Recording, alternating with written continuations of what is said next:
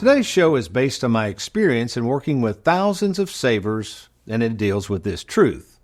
As one ages through retirement, in most cases, it is in the best interest of the saver to consolidate their assets under the roof of a retirement planning firm who truly understands retirement. Yet, the problem with this understanding lies not in our ability to assist savers with all the complexities and changes that retirement offers up.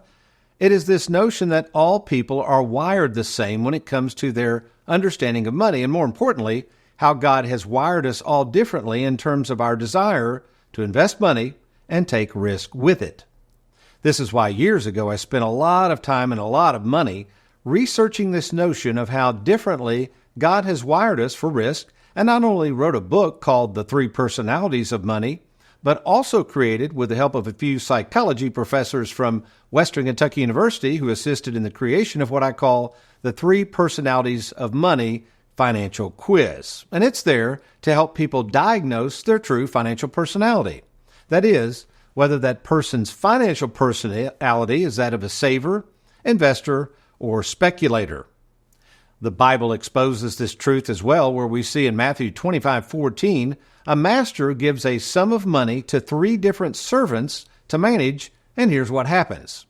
The first servant immediately puts the money to work and thus doubles the master's money. The second servant, although given not quite as much money to manage, in short order proudly doubles the master's money again. Then we have the third servant, who is handed only 1 talent, and what does he do? Well, we assume from the scripture that out of fear doesn't even invest it at all or even run over to the local bank to get some interest. No, this servant buries it in the backyard. Note the reaction of the master who, upon returning from his trip, finds out that the third servant did not even get interest on the money. Why? Well, let's look at all 3. First, in my humble opinion, the first servant, his financial personality was probably that of a speculator. He rolled the dice and got a lot of money in return.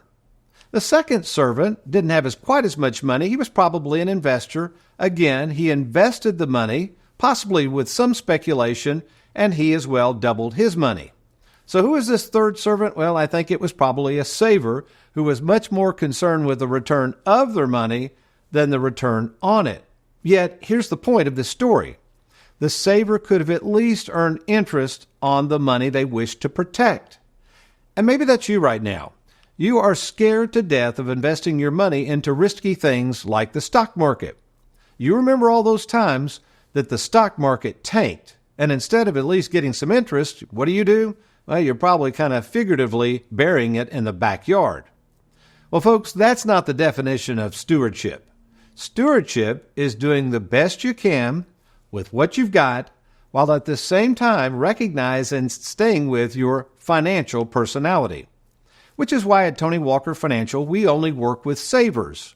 We understand that you don't want to take a lot of risk, and this is why we have developed ways to protect your money while at the same time making sure that you at least earn some interest on it and without the fear of one day running out. Thanks for watching. We hope you enjoyed that video.